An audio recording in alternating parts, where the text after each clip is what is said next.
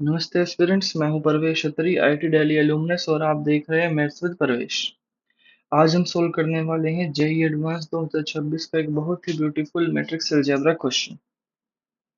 Honestly बताऊं, question दिखने में बहुत लेंथी बट उतना नहीं अगर आपको इसके बेसिक कंसेप्ट्स के बारे में पता है।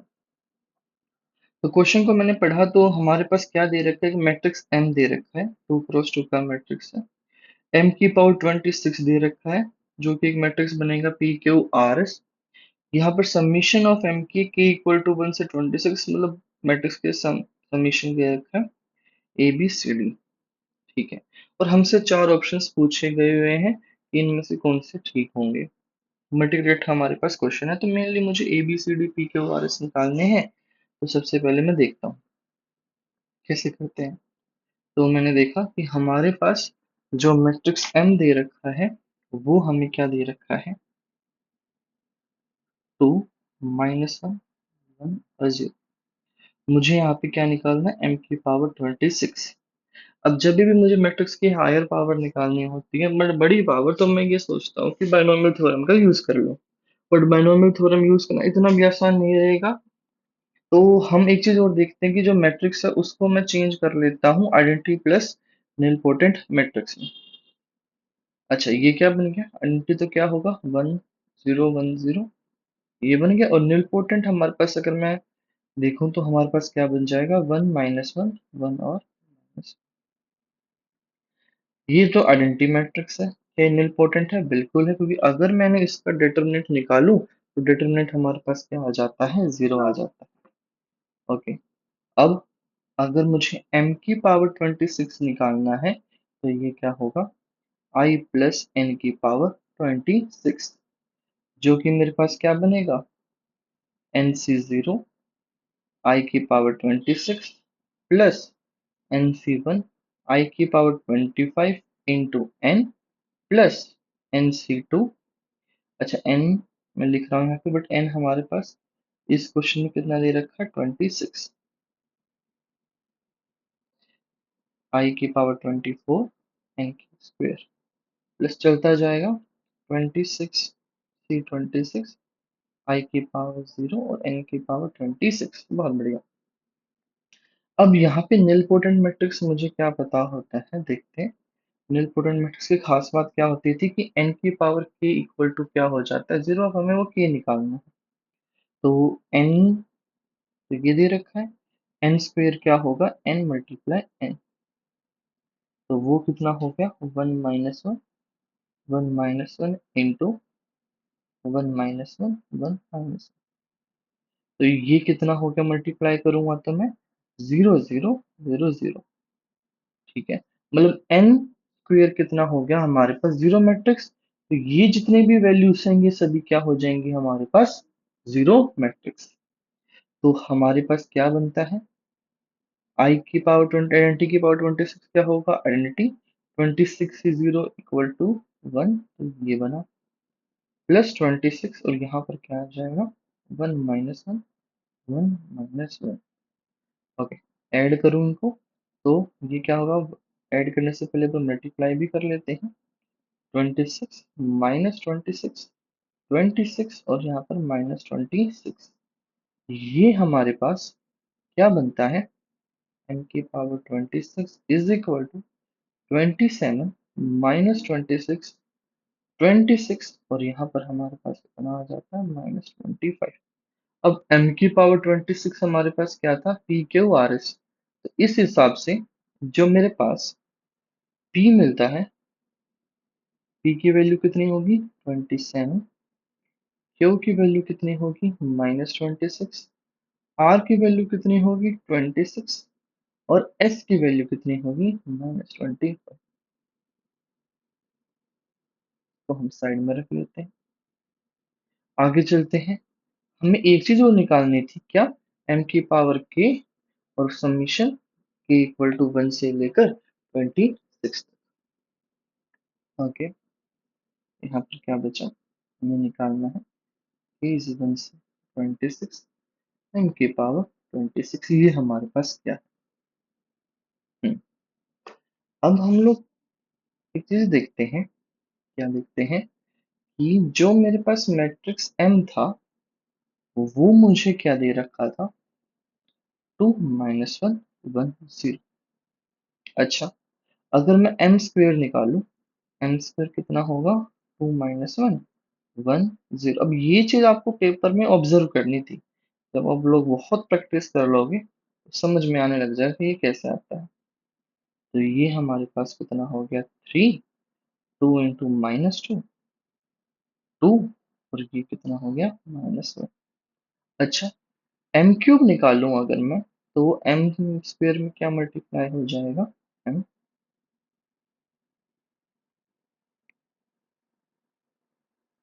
तो ये हमारे पास क्या हो गया,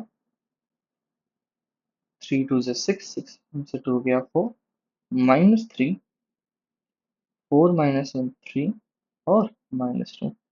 ये m है, ये m स्क्वेयर है, ये m क्यूब है। मैं पैटर्न देख रहा हूँ, 2 3 4, -1 -2 -3, 1 2 3, और 0 1 -1 -2।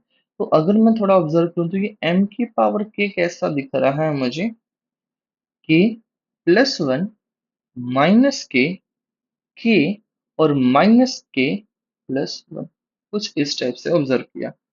तो हमारे पास जहां पर ये था कि समीशन ऑफ m की पावर 26, तो इसको मैं क्या लिख सकता हूँ, k = 1 से 26, यहाँ पर m की पावर k था, तो ये हमारे पास क्या बन जाएगा, m की पावर k +1 -k, k और -k+।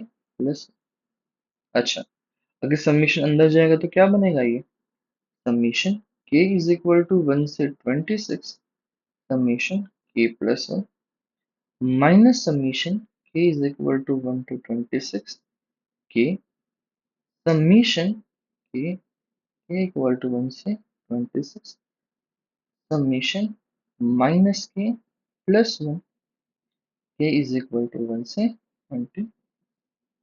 अच्छा, यहाँ पर हमारे पास क्या है,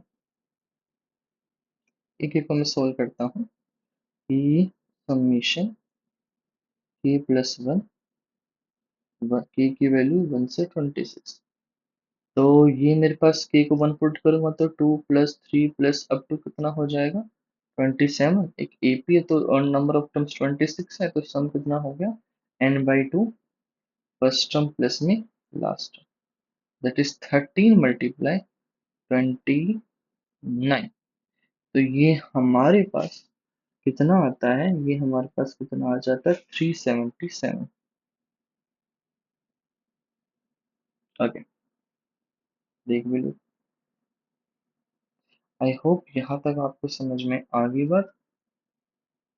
हम्म, इसके बाद हम लोग देखते हैं क्या, कि ये तो हो गया मतलब कि 377 माइनस समीशन के मतलब कि अगर मैं देखूं, माइनस समीशन के =1 से 26, तो ये कितना होगा, 1 + 2 + अप टू 26, अगेन ये होगा -26/2 इंटू 1 + 26, दैट इज -13 इंटू 27। इसका अगर मैं मल्टीप्लीकेशन करता हूँ तो हमारे पास कितना आता है, 351। तो ये कितना हो गया, -351। ये कितना हो जाएगा, सिमिलरली 351। इसको अगर मैं सोल्व करूंगा तो हमारे पास क्या आ जाता है, -325।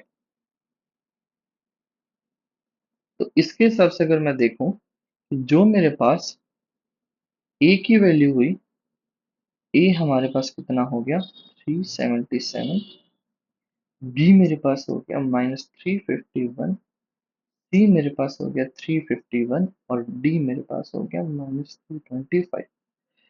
हाँ, ये सब हमारे पास वैल्यू आ गई।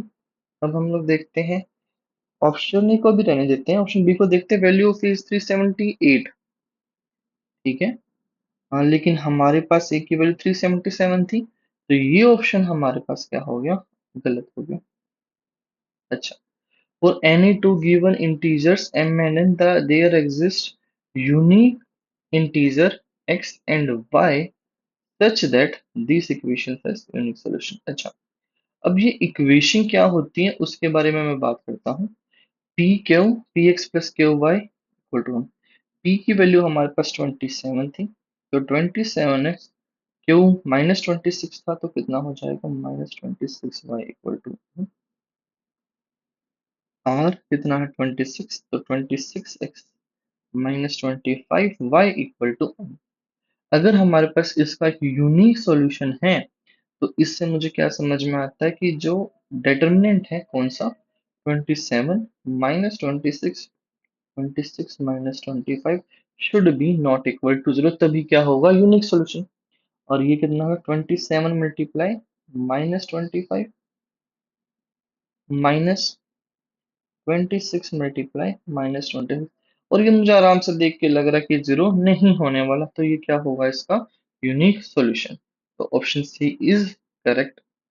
ऐसे ही मैं देखूं, हमारे पास ये भी दे रखा है कि a plus T X plus B Y equal to 1, इसका भी हमारे पास यूनिक सोल्यूशन होगा, यानी सिमिलर कंसेप्ट से मैं करूंगा। अब a की वैल्यू हमारे पास कितनी थी, a की वैल्यू हमारे पास आई थी 377। तो अगर मैं इस इक्वेशन को लिखता हूँ, क्या बनती है हमारे पास 377 प्लस टी इंटू में एक्स प्लस बी। बी हमारे पास कितना आया था, बी हमारे पास कितना आया था, हमारे पास आया था 351 -351, ठीक है, -351 इंटू वाई इक्वल टू 1। और सी एक्स सी कितना था हमारे पास 351, 351 एक्स प्लस कितना हो जाएगा -325 plus T into Y equal to minus. अगर इसका यूनिक सॉल्यूशन है तो again determinant should be non zero. ठीक है, तो निकालते हैं डिटरमिनेंट कितना होगा इसमें इसका। कहाँ निकालते हैं इसको, मैं यहाँ लिखता हूँ। तो ये कितना हो गया 377 प्लस टी -351 और 351 -325 प्लस टी, डिटरमिनेंट निकालते हैं। ठीक है, ये कितना हो जाएगा 377 प्लस टी इंटू में -325 प्लस टी, और ये हो गया +351 का होल स्क्वायर। बहुत बढ़िया। ये क्या बनेगा 377 इंटू -325। ओके, ये कितना बन जाएगा प्लस में 52t और प्लस में टी स्क्वायर प्लस में 351 का होल स्क्वायर। ठीक, ओके, ये क्या बनेगा टी स्क्वायर प्लस 52t। अगर मैं इसको सोल्व करता हूँ इस चीज को, कि 377 मल्टीप्लाई 325 -325, और यहाँ पर कितना 351 का होल स्क्वायर, तो हमारे पास क्या आ जाता है +676।